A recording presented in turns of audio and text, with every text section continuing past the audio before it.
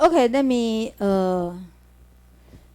using this example and run the simple linear regression again. Okay, if I want to run another regression model, I can just use the function called estimate. Okay, then they will go back to this preface. Then I'm using either one of the x variables. Okay, so now first one, let me get out of the LA. So I'm running the CO and YD only. Okay, all right. Then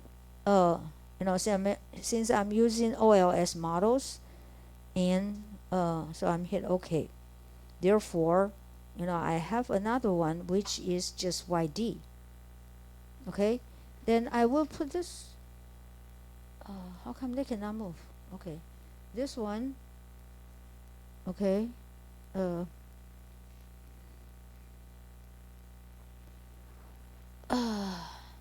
maybe I need to save it, right?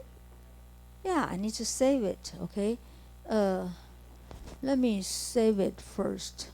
So this is call equation 1. Okay, then I estimate another one with the LA. Okay.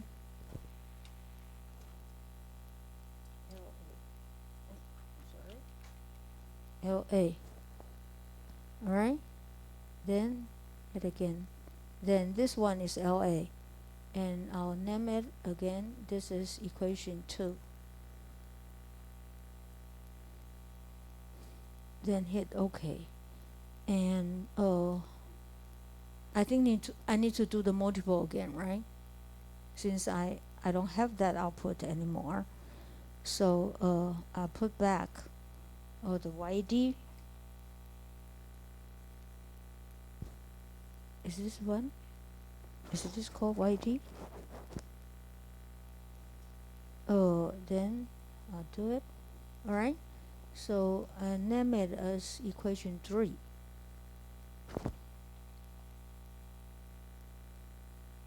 Okay, let me show. Let me go to the. Where's my data?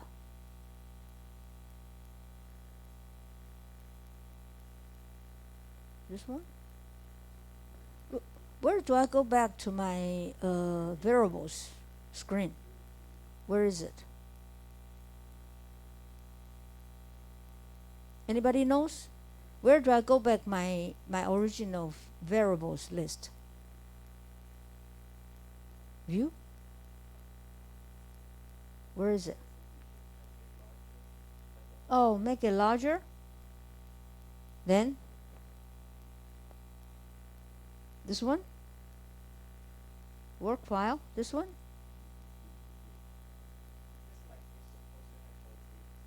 Yeah. How come I didn't have it? Or make this one? This is the first one then. Oh. Oh yeah. How come I just have equation 3? What's the rest of them? I didn't save it? Where's my equation 1? I thought I already saved it. I didn't do that? Yeah. Sorry, I need to do. Then I tried it again. Okay, this is my multiple regression with 2 variables, right? So I need to do for individual. I thought I saved it. Where is it? Huh? Huh? Where? I don't understand. You mean views?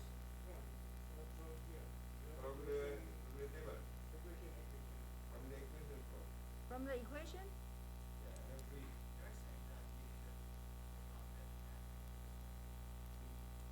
You mean this one?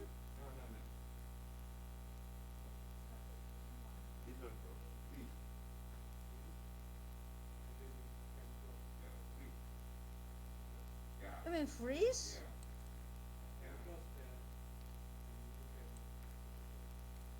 Then I'll, huh?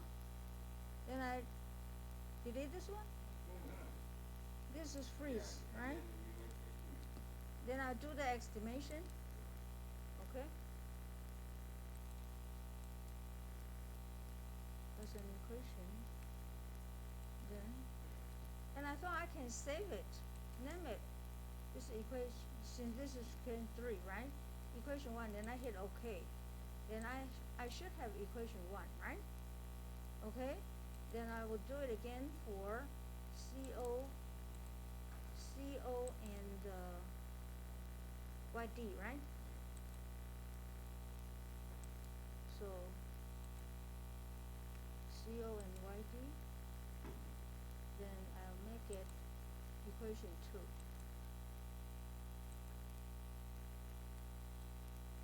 So I have to freeze it. Okay? Then, and how about equation 1 is LA? Then freeze it? Huh? Then freeze it. Then now I have 3. It looks, okay, let's see. But it's so big. Okay, let me make it smaller.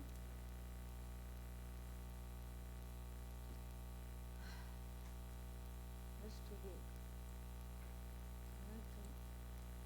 If I freeze it, I cannot move anywhere. Huh? I don't think I need to freeze it. Yeah, I don't think we need to freeze it. No.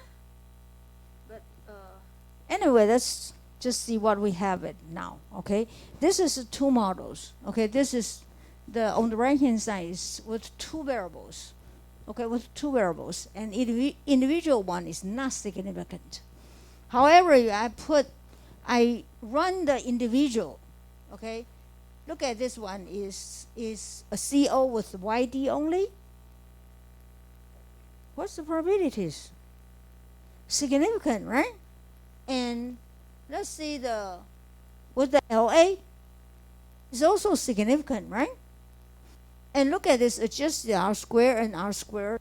Does any change with the R square and adjusted R square with 2 variables? Not really. It's pretty similar, right? It's pretty similar, right? Did you see the conflicts? You know, I'm using just 1 variable only. Okay, I have the pretty similar of the R square or adjusted R square. Even with the F statistics, the models is also significant, although you didn't see the rest of them. Okay, but maybe you can run it and you'll see the result. So in other words, if I use either one of the X variables with the Y variables, then individual X variable shows significant. But I put both of them together as multiple regressions, then it come out not significant at all for both of them. Why? This is because these 2 variables are highly correlated. Okay? So they provide the overlap information. So in the OLS models, if you put these 2 similar variables together, okay, then the OLS estimation cannot really identify the individual role play in this regression model to the Y variables. They just confound it together. They're not able to identify individual role of the independent variables to the Y variable if these 2 variables are highly correlated.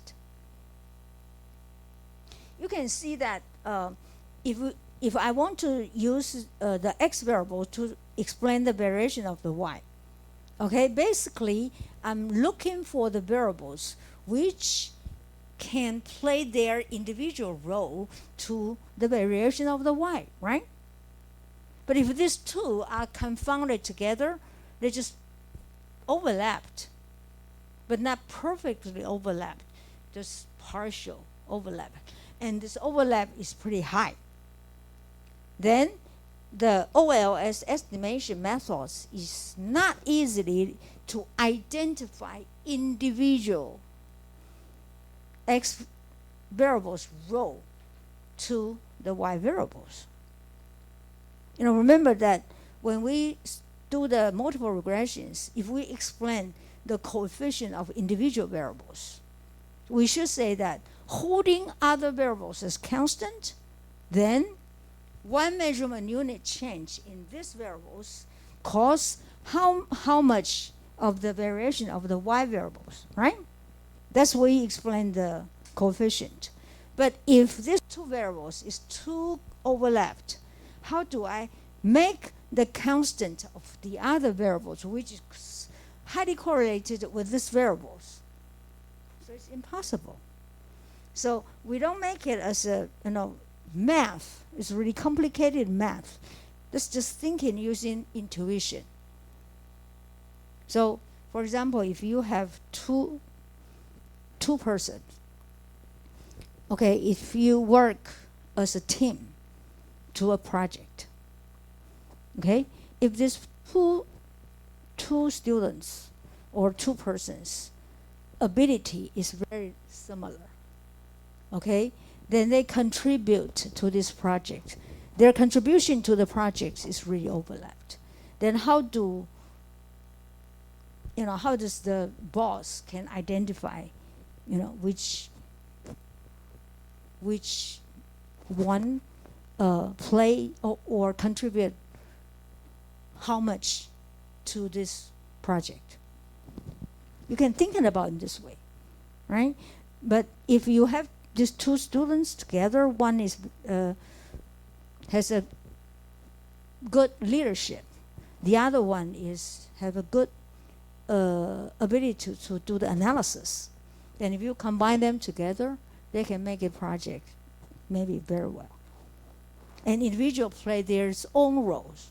But if two of them is all working with the analysis, then it's hard to identify individual contribution. You can think about it this way.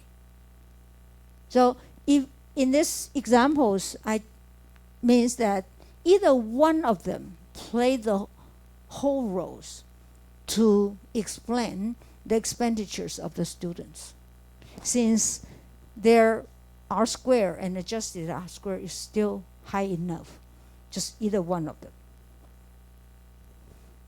Okay? And also that since these two models, these three models individually is all fit, it's all good model. So if you want to do the forecasting, okay, either one of them is okay. So means that if you do have multicollinearity problem, it doesn't hurt if you want to do the forecasting. But it really hurts if you want to explain the relationship of the individual x variables to the y variables. Okay? Do you know that regression analysis, there's three uses of the regression model. One of them, if you go back to the textbook, okay, in this textbook, let's see. On page 20.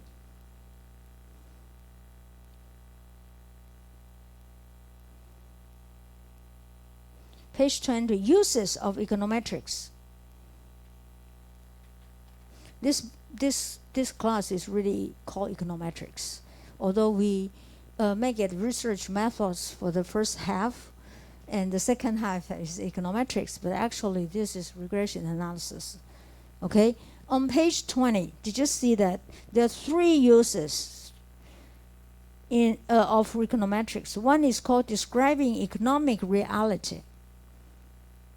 The second one is testing hypothesis about economic theory and policy.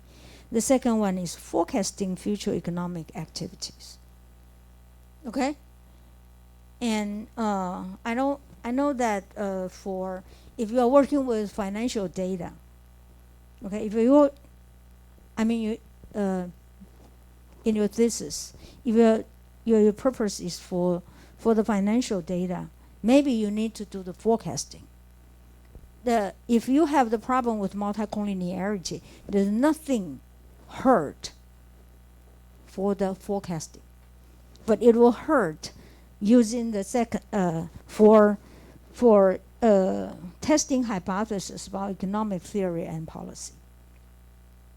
And also it hurts for describing the economic reality. Okay?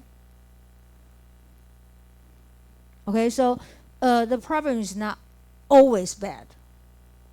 If you have these problems, maybe it really doesn't hurt you. It really see what's your purpose. Okay, because nobody is perfect, right?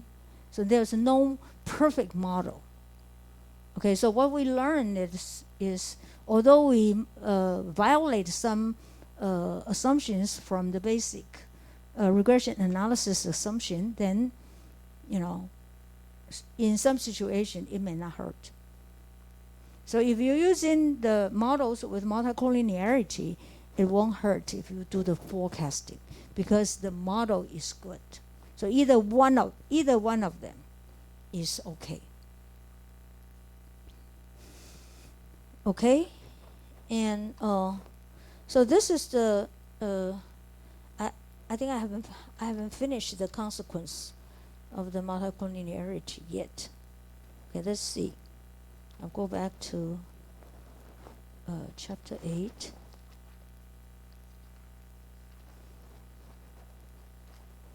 All right. So number 2, the variances and standard errors of the estimate will increase. So let's see the standard error. For the individual simple linear regression models with the multiple regression models. So let's see, if I have the simple linear regression with the LA as an X variable only, what's the standard error? 0.014425, right? Did you see the standard error? With only LA as a variables, X variables. Then if I use both of them, what's the LA standard errors? 0.094 something, which is about over 6 times. Okay? It's much, much higher. Okay? And how about the YD? It's only YD. The standard error is 0.157. But if I have both of variables, 1.03. So, it's more than 6 times. Therefore, if YD and LA are more multicollinearity, then the standard error increase. And this is what the second point, say the variances and the standard error of the estimates will increase. Okay, and what will happen for standard error increase? Huh? Excuse me? Huh?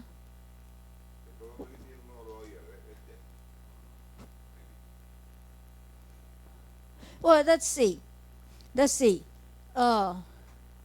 How does this T statistic coming from?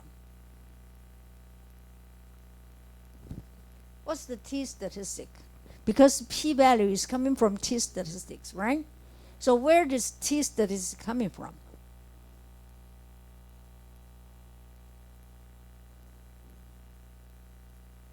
using the coefficient divided by standard error, isn't it? Okay? So look at this LA, individual simple linear regression with the multiple regressions. Okay? Although the coefficient changed, with multiple, LA's coefficient 0.04. Okay? And LA here individually is 0.08. So which is double. So for individual LA, the coefficient is double compared with the multiples. But the standard error is 1/6 of the standard error. Therefore, the t statistics is huge. It's 6.15, and that one is only 0.4. Because I estimate coefficient is bigger and standard error becomes smaller, so my numerator becomes bigger, denominator becomes smaller, so the t-value just... You all see that? You understand what I'm saying here? If t is bigger, then p is smaller. Then it becomes significant. You understand what I'm saying here right now? The LA t statistic is 6.15, but the LA is only 0.45. Because the numerator increase and denominator decrease, so the t-values increase. Same as the story with YD. YD, the coefficient is 0.97 with just 1, just only YD. But two multiple regressions is 0.51, it's only half. This is double, right? But how about the standard error?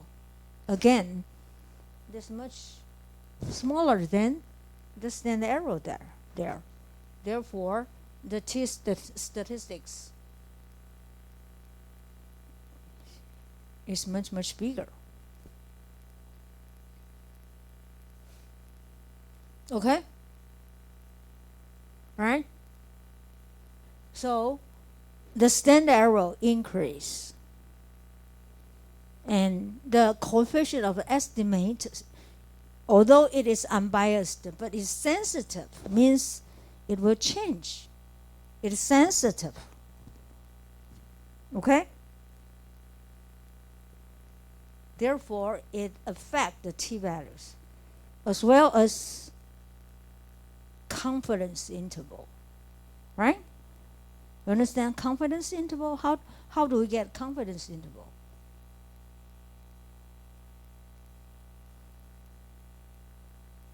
How do you get a confidence interval? Where does confidence interval coming from?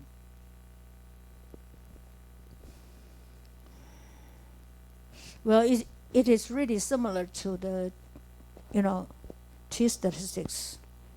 We're using beta and plus or minus the confidence. Okay? All right? Understand it? Okay, that's the second point. Okay, I'm already talking about cover with the third point on page 245. The computed t-scores will fall. This fall means that this one, since the standard error increase.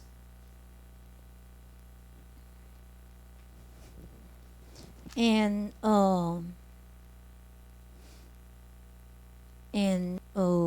number 4, estimate will become very sensitive to changes in the specification. Number 4 means estimates will become very sensitive to the changes in specification. Specification means the model setting.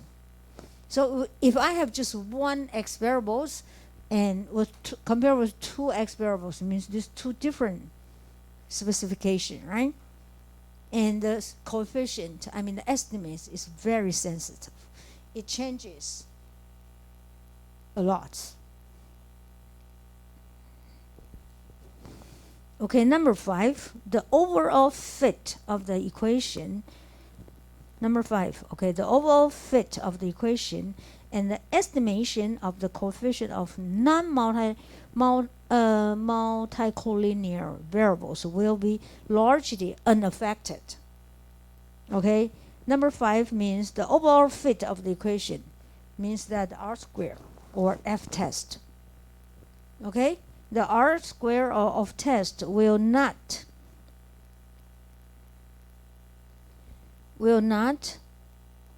affect it. And if you have the model, which since this model we just have 2 variables, which is very highly correlated. If I have more than 2, I have not 3 at least. Then, if that variable is nothing related with the multiple collinearity problems, then the variable of that the estimate of that variable will not be affected. Okay, that's why we're saying that the estimate of the regression model using OLS, although we have multiple multicollinearity, but the estimate is still unbiased because we have those variables without multicollinearity problem too.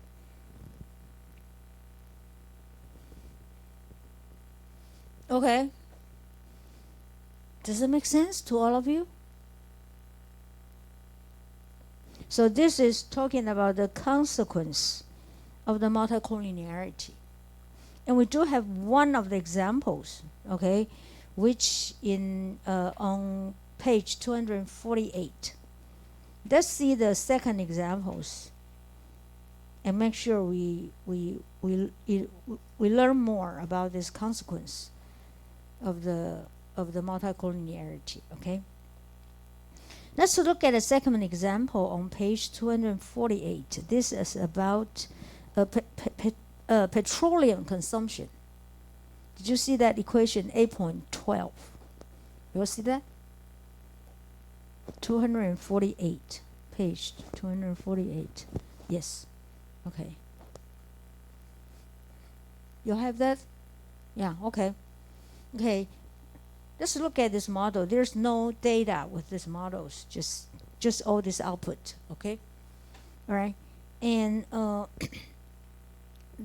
look at equation 8.12, which we have PCON, which is the petroleum consumption, okay, in the United States. So it is the United States. It's the data about United States, okay? And there are 3 X variables. One is called UHM, which is urban highway miles within the I state. Means how many highway miles in that state. And the second variable is tax, TAX, is the gasoline tax rate in the I state. Okay, REG means the motor vehicle registrations in the I state. Okay, so the authors using these 3 variables, it must come from the theory, right?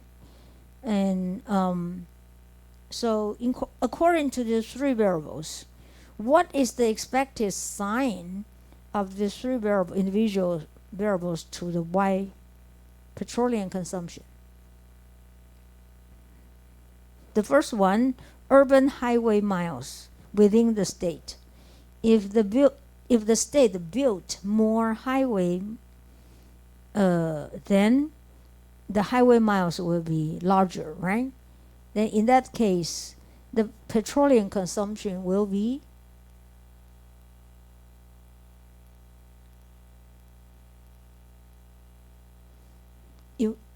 if you have more highway. So for example, if we have more highway in Taoyuan County, okay. Do we call county? Taoyuan, no, Taoyuan City.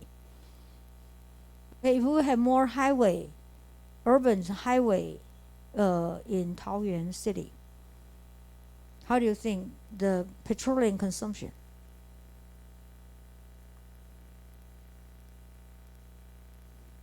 Why do we build the highway for? Huh?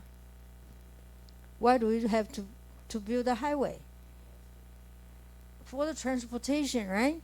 So it means maybe it's necessary to have this highway to communicate, to commute between the cities, or so maybe it's a positive sign, right? How about the gas tax rate? It's negative, right? Because the tax rate is high, then you will mitigate or reduce your petroleum consumption. And motor vehicle registrations. In other words, if you have more motor vehicle registration, means you have more cars.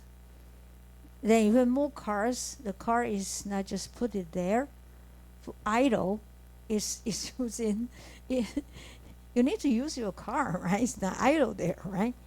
Okay, so it should be the positive signs. So the expected sign for UHM and REG are all positive, and TAX is negative. Okay, so 8.13 is the output.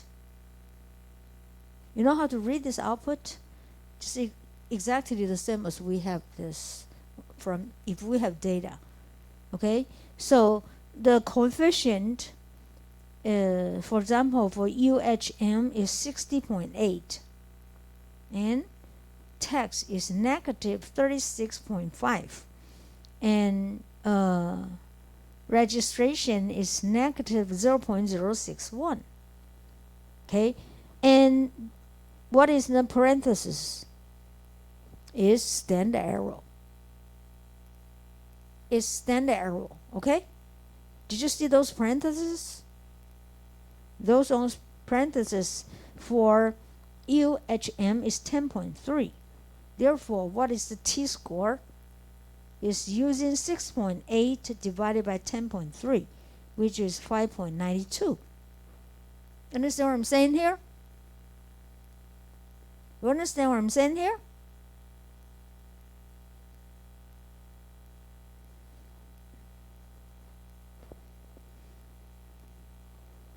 So tax is negative 36.5, and standard error is 13.2. So using these two to 36.5 divided by 13.2 is negative 2.77, which is the t-score for tax. Then for REG is negative 0.06 divided by 0.043, and it turned out to be negative 1.43. Okay, you all follow me? Okay, so first of all, does all this science follow our expectation?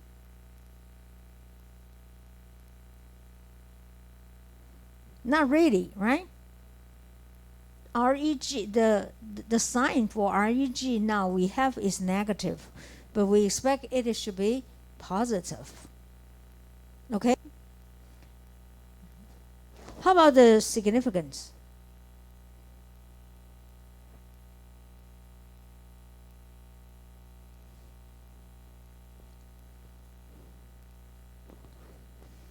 If you have t-value with 5.92, is this significant? Usually it is significant because it's bigger. Compared with what? Huh? Huh? There's no p-value here. There's just t-value. Huh? More than 1? more than 2. Usually you compare it more than 2. Okay? So if you have either positive 2 or negative 2. Okay? So now you have positive 5.92. We know that is significant. Okay? So with negative 2.77, it is significant. Then how about negative 1.43? Now we have to check, right? Do you know how to check? There's a table. We need to check with the T table. Okay, we do have T table at the back of this book. So would you please turn to that T table, which is table B1. So what's the degrees of freedom here we have to check with? What's the degrees of freedom with the t-test? Do you know that? It is similar to this. We have n is 50, right? How many x variables? This one? 3 minus 1. So using 50 minus 3 minus 1. So 46. So you have to compare. So look at the table with our B1, which is on page 537. Although I don't have 46 here, right? I can see the most close one. Okay, if you want to check with, this is one-sided or two-sided?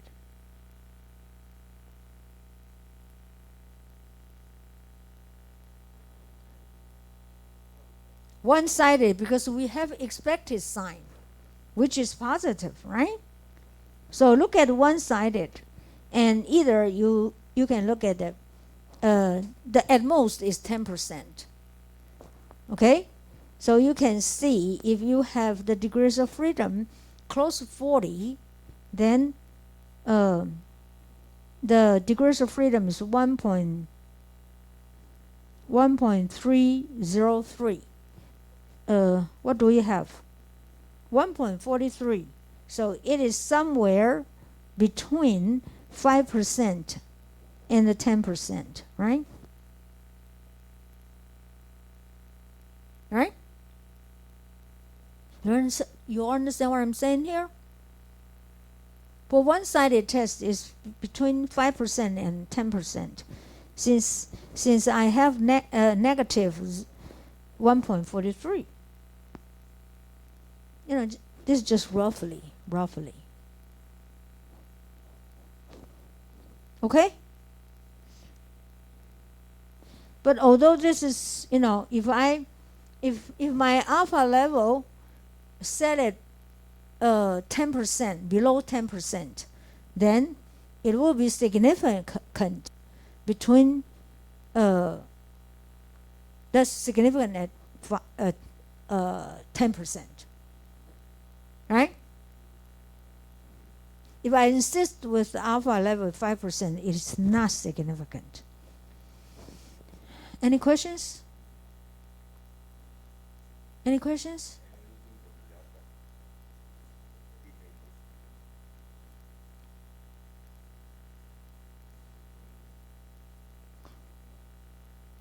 But although it is, if I using the alpha level is 10%, then although it is significant, but the sign is wrong. The sign is wrong. Yes. Normally, the alpha 5, 10 or what? Normally 10%, below 10%. Below 10%. In social science, usually below 10%. Do not always stick on the 1% or 5% and make yourself in trouble. If your thesis, which is not significant at 1% or 5%, then if your advisor will not allow you to pass it, I don't think so. Usually it's 10%. Okay, usually it's 10%.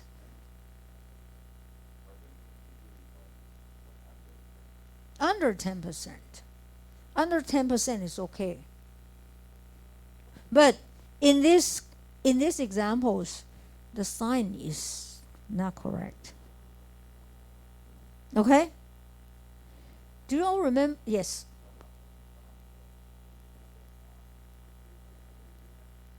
I don't know how to do it. But we can do it from Grados.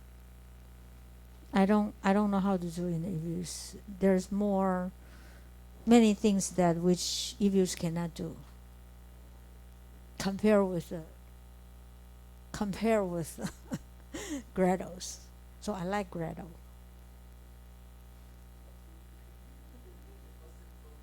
And it's free. It's free. And what do I mean by free? It's not really pilot edition, right? It is universal, identified, recognized. Use it universally, which is, this is license permitted.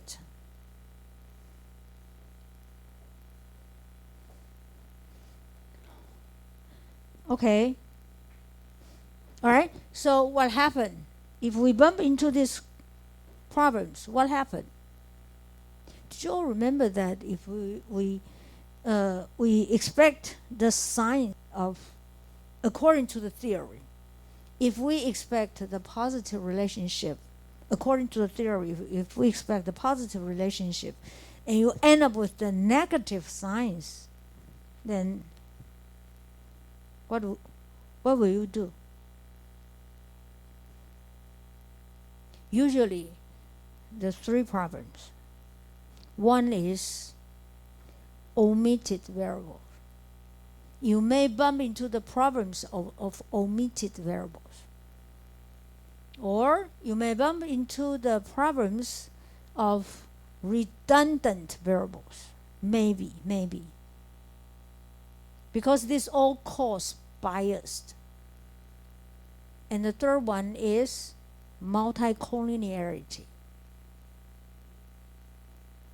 So the sign, unexpected sign, is a big problem.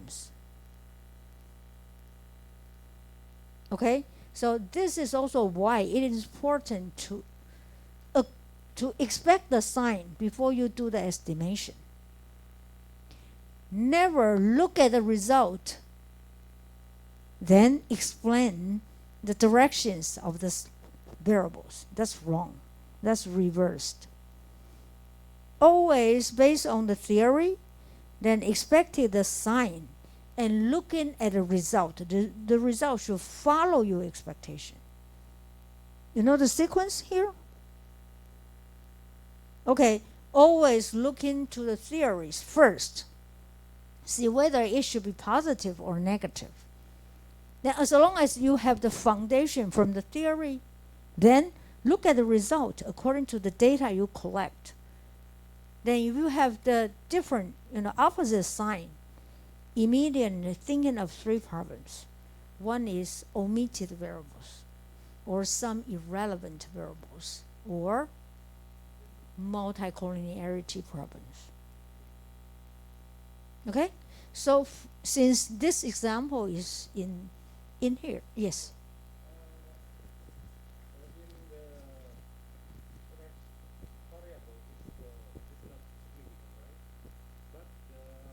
You mean which variable is not significant?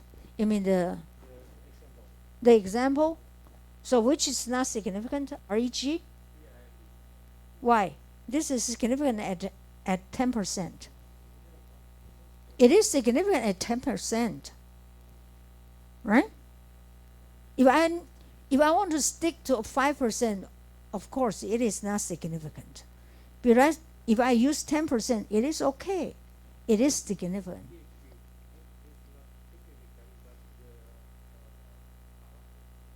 You mean the sign?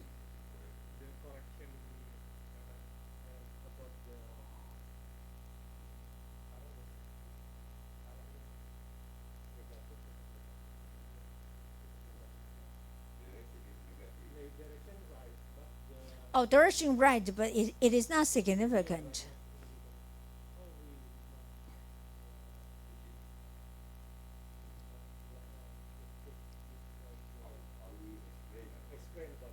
Yeah, okay.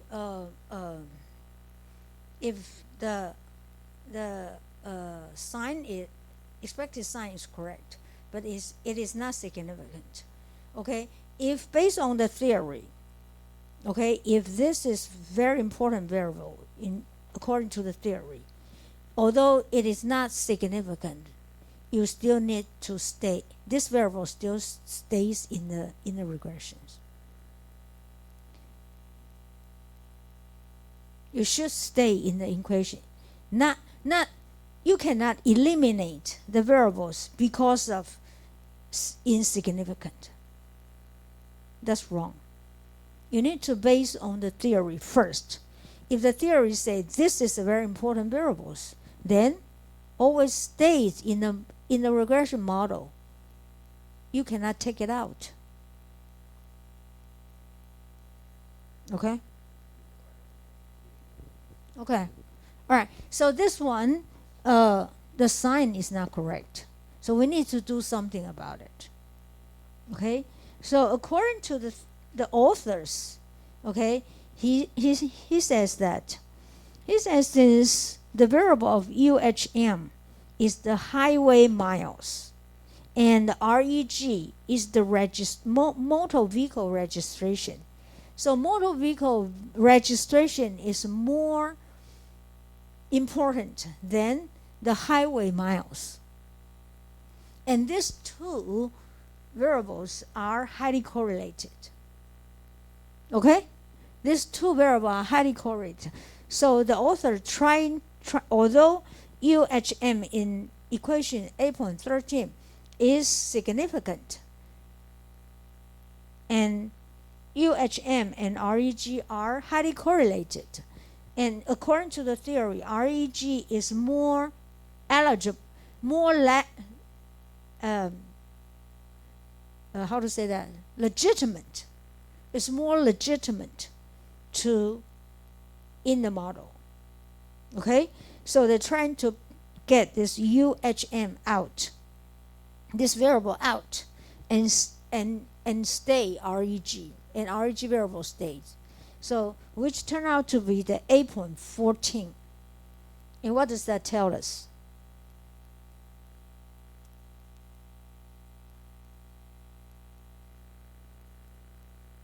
So if you look at equation 8.14, what did you see? The sign is all correct, right? Did you see that? 8.14. The sign is all correct, and the t variables are significant, right? And the reason REG in 8.13 is not, the sign is not correct, is because the REG and UHM are highly correlated. So if we eliminate one of them, then REG turn out to be the correct signs and highly significant too.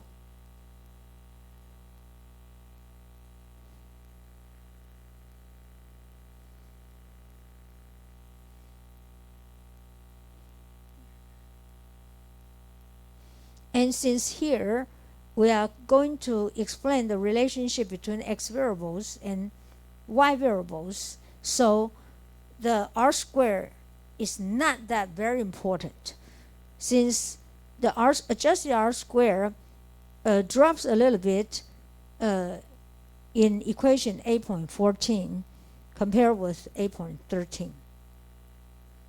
So adjusted r squared dropped from 0.9 something to 0.86, dropped 5%, about 5%.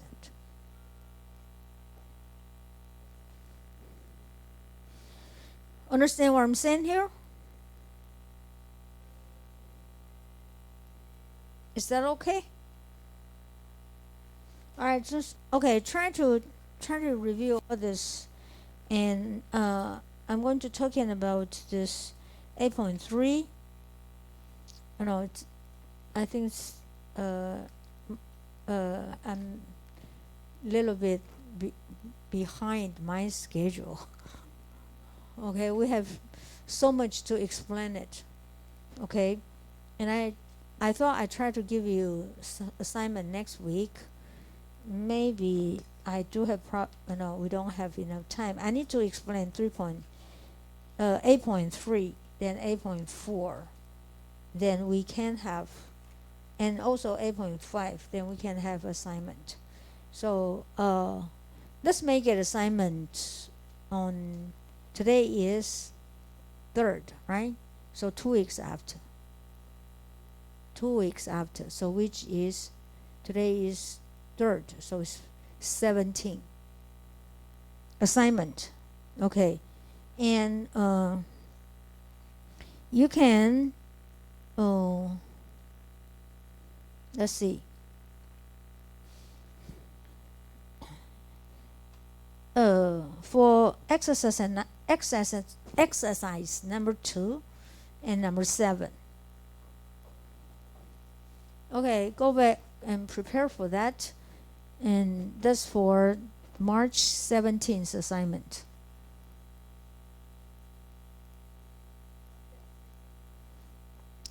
Exercise number 2 and 7. Chapter 8.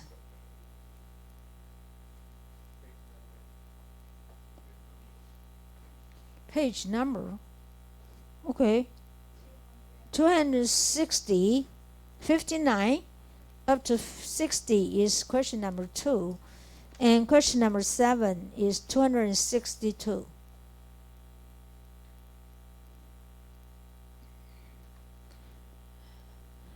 Make sure your ebooks, the question is correct.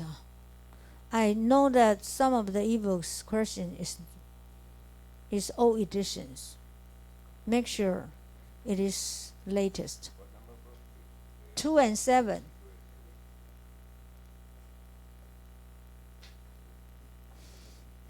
Okay, that's for today.